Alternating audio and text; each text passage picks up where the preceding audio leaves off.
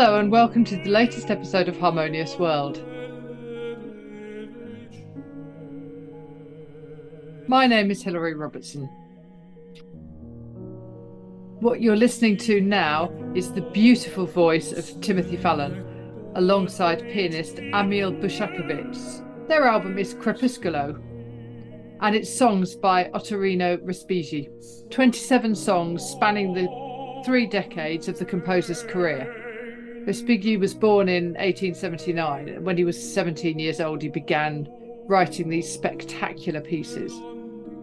Fallon's voice is simply extraordinary, and these songs give him the space to show it off and to express everything about these pieces in a way that is sparkling. Ammiel is a very interesting pianist because he's one of the last private students of the late Dietrich Fischer-Dieskau.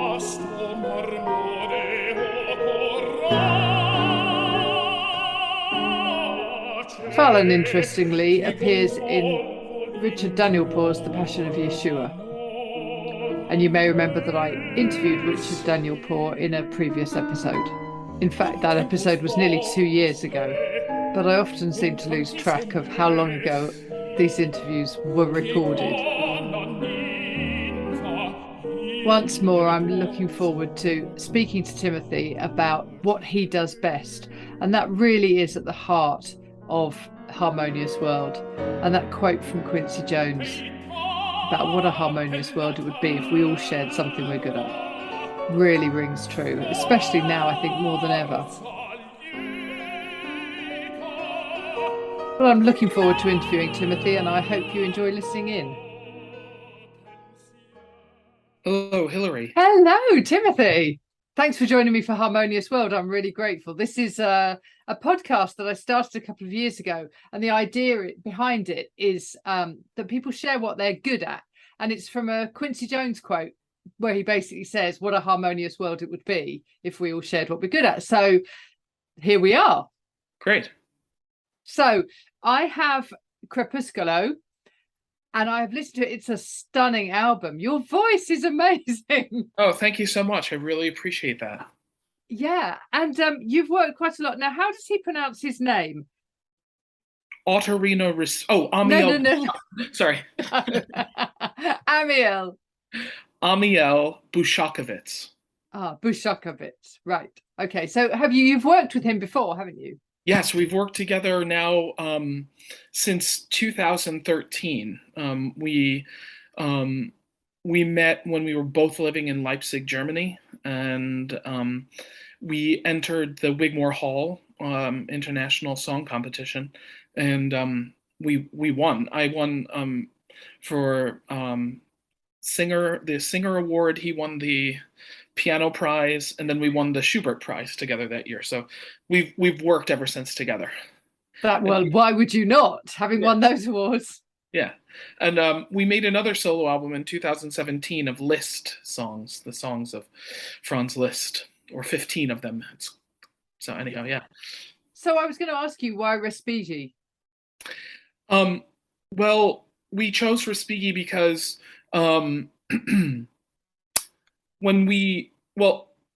really wasn't aware of the Respighi repertoire. Ammiel is responsible for that, really.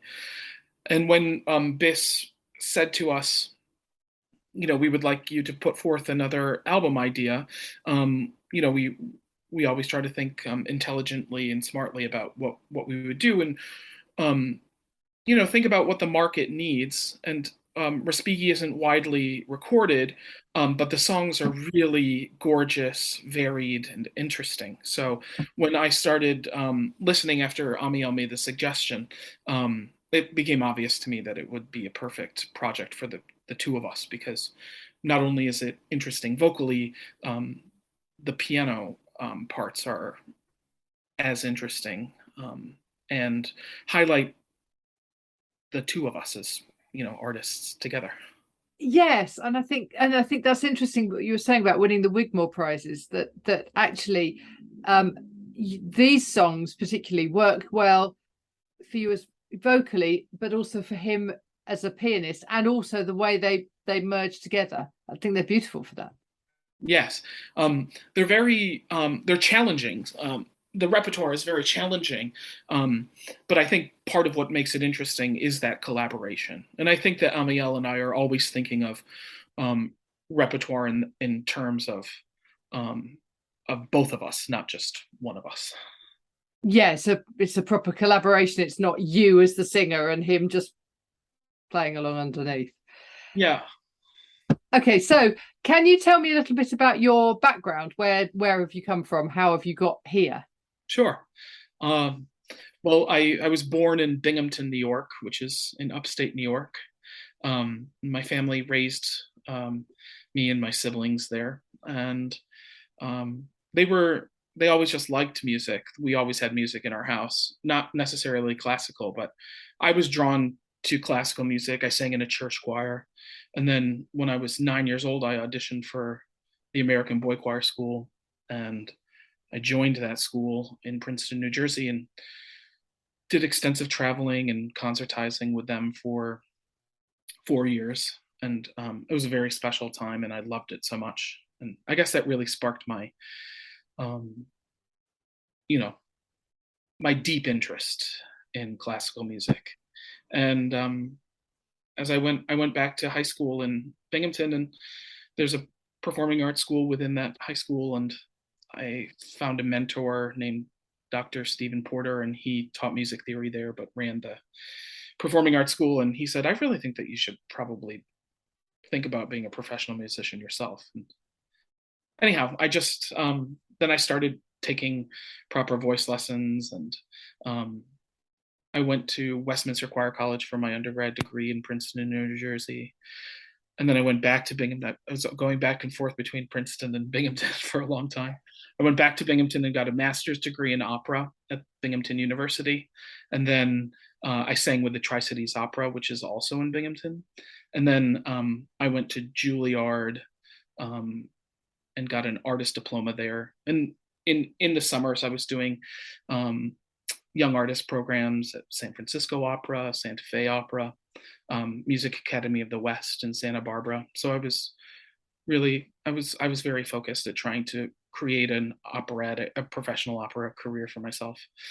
Um, and now I'm speaking to you from Vienna, Austria. I just moved here, and I'm the house lyric tenor at the Volksoper here, which is under new direction of a really amazing woman named Lotte de Beer, a Dutch director, and with whom I've done many productions with, and she invited me here, and I just tomorrow night I'll sing my third performance of La Cenerentola by Rossini, the role of Prince Ramiro. Wow. Yeah. Yeah.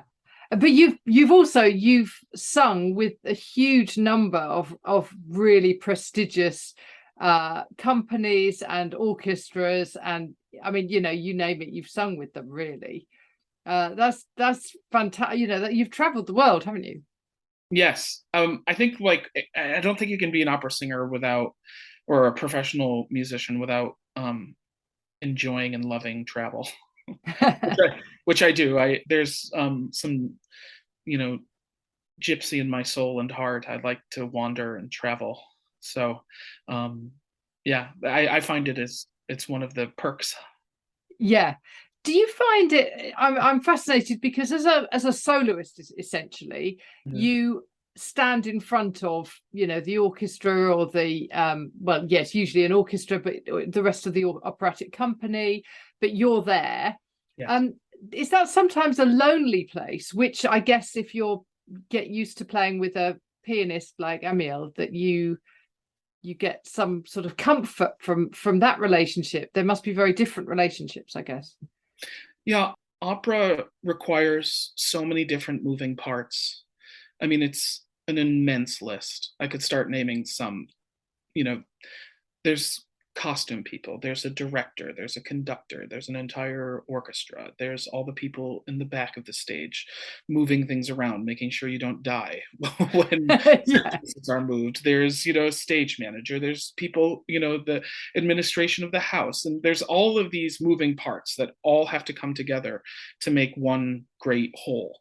And so I think that it's really, I think all artists are like trying to like, you know, the goal is kind of this kind of perfection that can probably never be really achieved, but that's the goal.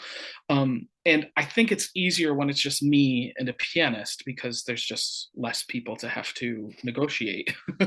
But that's not saying that I like one more than the other, because I love both equally. It's just a different vibe. Each one has a different vibe. Yeah, and one's, I guess when there's just two of you, it's more intimate, obviously.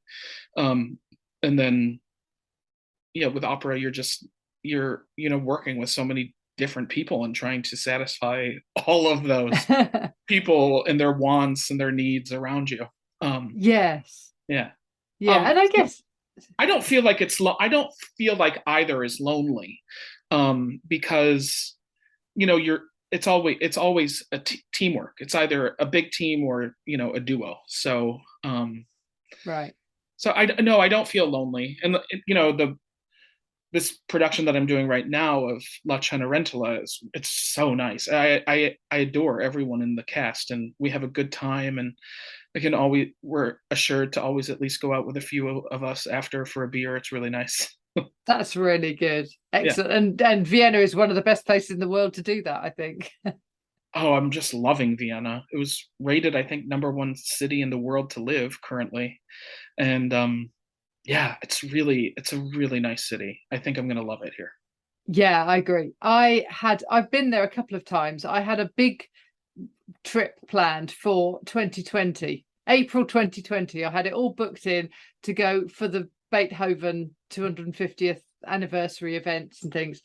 And of course that got cancelled. Yeah. And I have been subsequently, but never done the big Vienna trip. So I think that's one of those ones that's coming up. The trouble is there are so many of these cities that, one wants to visit. There's so much music going on.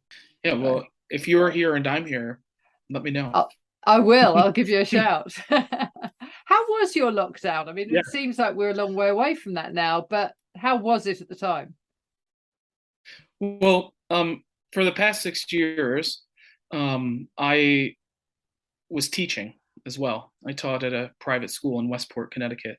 So in a way, it was pretty fortuitous because I didn't lose any. I mean, I actually, yes, I did lose some jobs, but it wasn't catastrophic for my livelihood.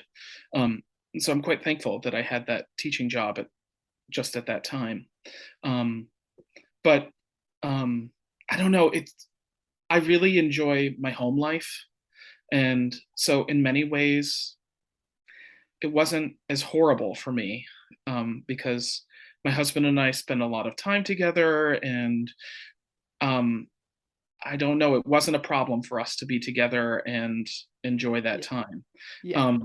I kind of just tried to look at it, it was a horrible situation, and I tried to make the best out of, what was, what was in front of me. And Yeah. so, our dog really prospered in that time. We were with her all the time. So, Right. it, it wasn't horrible. And in fact, I was working on this album Crepuscolo through the pandemic. So it was, I had artistic projects that I was working on, but didn't require me to be singing in public spaces. So I'm kind of blessed in that way that I had a focus and a project to really work towards. Very good. Excellent. Well, thank you so much for joining me, and good luck with Crepuscolo and living in Vienna. But what a great what a great place to be. Yeah, thank you so much. I really appreciate this. Thank you for joining me once more for this episode of Harmonious World. It was a real pleasure to talk to Timothy Fallon. At the start of this episode, you heard the title track of the album, Crepuscolo, and now you're listening to Nebby. And these are all beautiful pieces written by Ottorino Respighi and performed by Timothy and Ammiel. Thank you once more for joining me on Harmonious World. I have some wonderful guests lined up for the next few weeks, especially in the run-up to Christmas. So wishing you a very good week, and I hope you join me again soon on Harmonious World.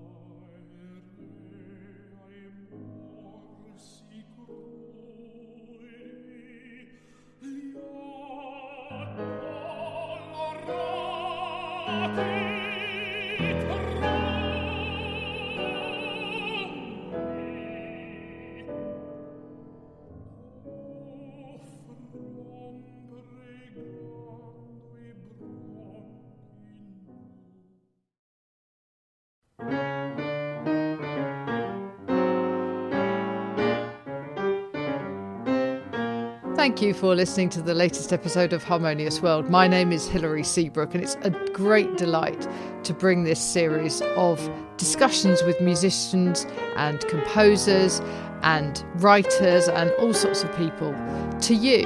Obviously, there's no point in having a podcast if people aren't listening, and I'm very grateful to my listeners for doing so. Thanks also to Joe English for composing and performing this new theme tune. So wherever you get your podcast, you can leave a review. You can share this with your friends and family, either as a link or on social media and that sort of thing. I'd be really grateful for that. Don't forget that you can subscribe now. There's a link wherever you get your podcasts. So have a great week, and please remember why I started this, which is just to try and make the world a little more harmonious. Thanks for listening to Harmonious World.